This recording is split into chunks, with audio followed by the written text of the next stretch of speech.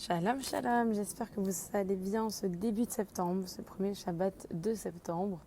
Shabbat qui nous approche au fur et à mesure de Rosh Hashanah, ce beau mois d'Elul où on lit les slichot, etc. On est dans un mois très spécial, très chargé en spiritualité, en Emouna, en Kedusha. Et bien, on va reprendre nos bonnes habitudes avec nos Dvar Torah hebdomadaires. Pour ce Dvar Torah, on va comprendre l'importance dans le Kitetse de maîtriser ses pulsions et de se maîtriser soi-même. Alors, je dédie ce cours à la Refoua Shelema de Fortuné Bat Romsa, Rouven Ishaï Bar Mercedes, Shoshana Bat Orida, Simcha Bat Hana, Luna Bat Simcha, Vered Bat Shoshana, Simon Lévi, Shagat Bat Esther, Simcha Bat Rachel, David Ben Rachel, Viviane Bat Emma, Mazal Bat Oleika, Elisa Bat Simcha, Mesaouda Bat Esther, Chai Ben Raphaël Yehuda, Léloui Nishmat, Félix Bar Nissim Ve Eugénie, Aaron Shmoen Ben Shimon Ve Freida, Marcel Léa Bat Mesaouda, Rav Yosef Aloul Ben David, Shlomo Alevi, Chaya Janine Hana Bat Esther, Sacha David Chaim Barut Ve Avraham, Shani Luke Bat Rivka Ve Nissim, Yvonne Mesaouda Bat Joséphine Flecha, Linda Esther Bat Kamuna, Urida Bat Esther Alevi,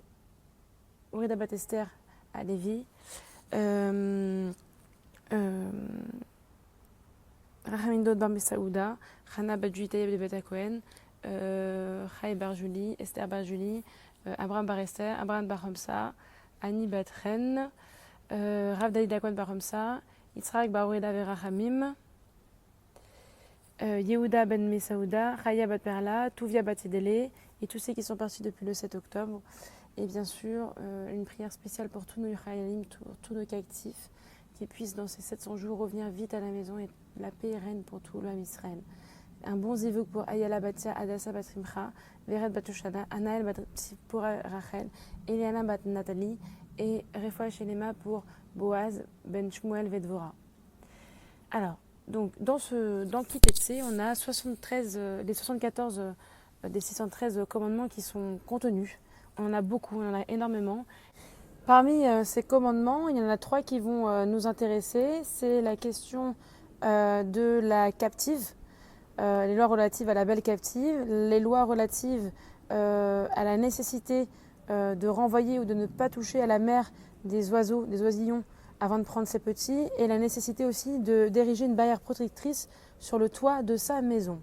Alors on va se poser des questions. Quel est le point commun de tout cela ? Eh bien le point commun de Kitetse, c'est d'apprendre à se maîtriser soi-même et à maîtriser ses pulsions. Alors, premier élément sur lequel on va s'arrêter, c'est la femme, la jeune captive. En cas de guerre, il peut se produire qu'un soldat qui est au front remarque parmi les captives, parmi les prisonnières, une jeune femme. Une jeune femme qui l'intéresse, une jeune femme pour qui il développe une passion insurmontable, notamment un élément lié à la beauté physique, qu'il trouve magnifique, et il a envie d'aller avec elle, il a envie de se marier avec elle. Pour cela, il faut que cette femme passe un mois de deuil dans laquelle elle est dépourvue de tous ses ornements, de tout maquillage, elle est vraiment à l'état naturel. Et pendant cette période, il est interdit pour l'homme de la toucher. Suite à cette période, on voit s'il veut ou pas l'embrasser, s'il veut ou pas se marier avec elle. Et si elle désire bien sûr se convertir et embrasser la loi juive. Ça, c'est un élément. Dans ce cas-là, si lui il veut encore et elle veut ces conditions-là, alors dans ce cas-là, ils peuvent se marier. Et à ce moment-là, elle doit recevoir tous les honneurs une épouse juive doit recevoir. Si son envie de se marier n'est plus d'actualité, ou que la femme ne veut pas se convertir, alors il doit la laisser rentrer chez elle et l'indemniser pour toute cette période. À quoi ça sert de parler de cet élément-là ? Eh bien, l'objectif de ce processus, c'est de donner le temps à l'homme de réfléchir et de prendre les bonnes situations. Pourquoi ? Les bonnes décisions. Pourquoi ? Pourquoi est-ce que l'homme a besoin de prendre un mois de réflexion ? Est-ce qu'au bout d'un mois, d'un coup, il va l'oublier ? En fait, c'est que, on va voir si cette envie de se marier avec cette jeune femme, est-ce que c'est un désir momentané ? Est-ce que c'est un désir superficiel ? Est-ce que c'est un désir lié juste au physique ? Ou est-ce que c'est une véritable volonté profonde dans laquelle où la personne a ressenti la personne, son âme, sa personnalité ? La Torah veut nous montrer par ici que le pouvoir que pour pouvoir se marier, il est impératif non pas de s'arrêter sur le physique, et non pas de voir comme le futur ou la future conjointe comme un moyen de satisfaire son désir immédiat, mais une personne avec qui il y a une possibilité et surtout une envie de construire un avenir, ce qui n'a strictement rien à voir entre avoir une relation et construire un avenir. C'est pourquoi la Torah, en fait, prévoit tout ce processus pour décourager toute union qui serait basée sur le superficiel. Aujourd'hui, on sait que énormément de divorces existent après 1 mois, 2 mois, 10 ans de mariage, 30 ans de mariage, parce que des fois, les mariages se font trop rapidement. Parce que des fois, ils se font sur un désir plutôt, on va dire, physique, que sur un désir moral et intellectuel et spirituel. Et ça ne peut pas durer. Se marier sur un coup de tête pour cela n'a pas forcément un avenir. Ça peut durer 1 an, 2 ans, 3 ans, mais une fois qu'on a fait le tour, c'est comme une rose qui se fane ou comme une fleur, eh bien on en a marre, on veut passer à autre chose. Alors qu'on n'aurait même pas découvert à l'intériorité de la personne sa richesse. Et donc ça menait à un échec. Donc c'est le premier élément. Le deuxième élément sur la mitzvah, qui est assez curieux, c'est qu'on dit que lorsqu'on voit une mère d'oisillon qui est au-dessus d'un nid, on ne peut pas toucher aux œufs de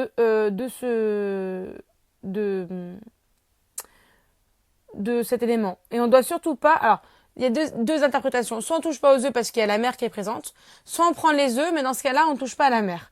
Pourquoi ? Parce que on peut pas consommer l'oiseau et son œuf. Parce qu'on tuerait une mère, les enfants, et donc on tuerait d'un coup 2 générations. Autant une mère, elle peut refaire des œufs. Autant des œufs sans une mère, ils ne peuvent rien faire. Donc, il faut avoir une consommation responsable. Et comme de par hasard, la Torah, elle est là depuis plus de 5000, 6000 ans. On parle aujourd'hui de éco-responsable, de responsabilité, de développement durable, de manger responsable. Alors que dans la Torah, depuis près de 6000 ans, manger responsable, manger sans faire souffrir l'animal, en quantité réduite, c'est-à-dire en quantité limitée, manger ce qui est bon pour la santé, ça existe, on n'a pas attendu 5000 à 6000 ans de l'évolution pour le comprendre. En gros, ça veut dire que lorsqu'on doit répondre à ses besoins, on doit se demander que la manière dont on va agir, est-ce que ça répond à des éléments éthiques? Est-ce que ça répond à des principes éthiques? Enfin, il y a un autre élément sur lequel on va s'arrêter, c'est quand tu bâtiras une maison neuve, tu établiras une barrière tout autour du toit. Alors on se dit pourquoi? On a un toit, on a une maison, qu'est-ce que je vais construire une barrière autour du toit? En fait, là, c'est plus un élément spirituel. C'est-à-dire que, en fait, c'est des barrières morales. C'est-à-dire que dans ta vie, tu dois être responsable de tes propres barrières morales afin de ne pas tomber. Alors, entre l'oisillon, la captive et le toit de la maison, quel est le message qui est retenu de cette paracha? C'est de maîtriser nos pulsions. C'est-à-dire que la Torah nous enseigne, nous incite à réagir de manière réfléchie et raisonnée, plutôt que d'agir avec son émotion et dans des situations de manière rapide. Puisqu'on dit que déjà Hachem déteste la colère et qu'en fait celui qui réagit spontanément dans la colère n'est pas un homme, et celui qui prend le temps de prendre une sorte de recul et de ne pas se laisser aller dans la colère, alors là il agit comme un sage. Ça c'est dans le Talmud. C'est-à-dire que en fait par exemple si des fois je suis au travail et qu'il y a certains collègues qui m'énervent ou quoi que ce soit, au lieu de lui rentrer dedans, bah déjà se demander s'il n'y a pas des gens autour, parce qu'on pourrait alors tomber dans l'humiliation publique. S'il y a un mail qui a été envoyé par cette personne et qu'il y a plein de collègues en pièce jointe, etc. Bah, plutôt que de faire comme la personne, peut-être réfléchir, ne pas envoyer à toutes ces personnes et ne pas écrire sur le coup de la colère. Donc peut-être prendre un certain recul, parce que quelques secondes de réflexion vaut mieux que un bouton envoi direct. Si mon enfant jette du jus d'orange sur le tapis, bien sûr, je vais être énervée parce que je vais devoir nettoyer, etc. Mais est-ce que je suis obligée de lui hurler dessus à l'enfant? Ou est-ce que je vais lui expliquer son geste et lui demander de m'aider à nettoyer? Parce qu'en effet, la colère sur l'instant, eh bien, une tâche, ça peut s'enlever. Mais par contre, une tâche dans l'âme de son enfant, ça peut rester à vie et lui entraîner des frustrations qui peuvent être assez graves. Donc en fait, c'est-à-dire que des fois, il n'y a aucune situation sur cette terre qui ne peut pas attendre quelques secondes de réflexion. Même si on est pressé, même si ça doit être fait tout de suite, on peut toujours attendre un peu. Ces quelques secondes représentent à l'échelle d'une vie un élément qui peut sauver une vie. C'est-à-dire c'est dans un espace invisible, ce libre arbitre qu'on peut avoir, ça représente une quantité énorme, quelque chose d'assez incroyable. Et lorsqu'on on ne se laisse pas aller dans la colère, alors là, Akadosh Baruch Hu, il nous félicite et nous a encore plus, il nous aime encore plus. C'est-à-dire qu'il faut essayer de sortir en guerre de soi. C'est-à-dire que la réaction impulsive va mener sur des sentiers indésirables, va faire qu'on va rentrer en guerre contre nous-mêmes, va faire qu'on va regretter ce qu'on vient de faire. Ça peut avoir des conséquences encore plus fortes. Et pourquoi tout cela finalement? En fait, ces préceptes, ces 74 commandements, sont dits au moment où Moshe Rabbeinu, enfin, il les prononce au moment où le peuple doit quitter le désert pour aller vivre dans le pays d'Israël. Donc le peuple ne sera plus sous la tutelle de Moshe Rabbeinu. Ils vont devoir agir de manière libre, ils vont devoir agir de manière autonome, ils vont devoir faire des choix. Et si Moshe Rabbeinu, on n'en a pris que 3, mais il y en a 74, si Moshe Rabbeinu veut entre guillemets, si Moshe Rabbeinu veut dire tout cela, c'est qu'il nous prépare en fait à ce combat de la vie, à devoir dire oui ou non, à devoir reculer lorsque la colère nous emporte, à ne pas se laisser porter par nos pulsions animales, mais vraiment réfléchir en tant qu'humain. Dans chaque situation, il est important de mettre ses propres limites, de se soumettre à un principe, c'est de réfléchir et d'utiliser ce que Hachem nous a donné, c'est-à-dire l'intelligence et l'intelligence humaine surtout. Donc quelques secondes, ça paraît rien, mais c'est tout en fait. Et je vous assure qu'en prenant le temps, eh bien, on n'en ressortira que gagnant. Je vous souhaite Shabbat Shalom, que des bonnes choses, que nos anges nous protègent, que tous les célibataires puissent trouver leur khatan et leur kala, que tous les malades puissent, Bekarov, avoir une refoua shelema rapide et très forte, et que des bonnes choses. Amen ve amen. Shabbat Shalom.